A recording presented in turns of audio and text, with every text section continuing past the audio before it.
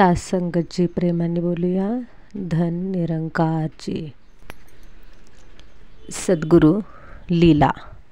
एकेकाळी आपल्या देशात सिमेंटचा खूप मोठा तुटवडा पडला होता.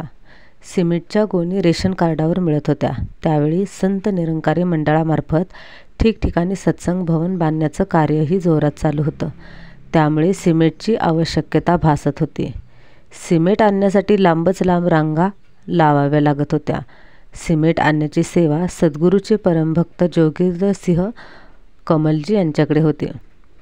रेशन केंद्रावर सतत जाणं येणं असल्यामुळे कमलजीचा तेथील कर्मचारी यांच्याशी चांगलाच परिचय झाला होता.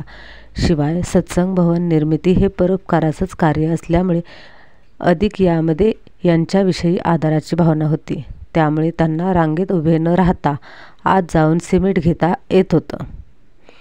एके दिवशी कमलजींना काही कामानिमित्त दुसऱ्या ठिकाणी जायचं होते. परंतु सिमेंट आणायला दुसरं कोणाला पाठवणार? हे काम तर आपल्याशिवाय दुसरं कोणी करू शकणार नाही. कारण तेथील अधिकारी तर आपल्यालाच ओळखतात, आपला आदर करतात. त्यामुळे तर सिमेंटच्या गोण्या मिळवण्याचं काम सोपं झाले. असा विचार करत ते रेशन केंद्रावर गेले. नेहमीप्रमाणे आत जाऊन थेट अधिकाऱ्यांसमोर बसले.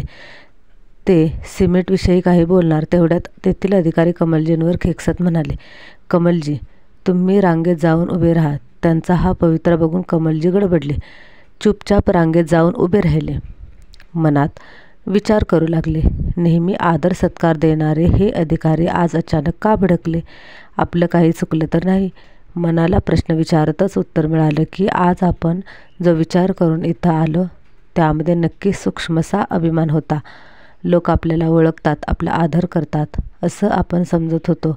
परंतु खरं तर हा आदर सत्कार आपल्याला सद्गुरूमुळे मिळाला होता. जे काही काम सोपं झालं ते केवळ सद्गुरूमुळेच झालं होतं. परंतु आपण त्याचं श्रेय घेत करता बनलो. बरं झालं सद्गुरूंनी आपल्या अहंकाराचा फुगा वेळीच फोडला. ते मनोमन सद्गुरूची क्षमा मागत आभार मानू लागले. तेवढ्यात ज्या अधिकाऱ्यांनी त्यांना रांगेत उभं केलं होतं ते स्वतःच बाहेर येत म्हणाले, कमलजी, तुम्ही रांगेत उभे राहू नका. तुम्ही वैयक्तिक कामासाठी आला नसून गुरुच्या कार्यासाठी आला आहात. असे म्हणून त्यांना आत बोलावलं.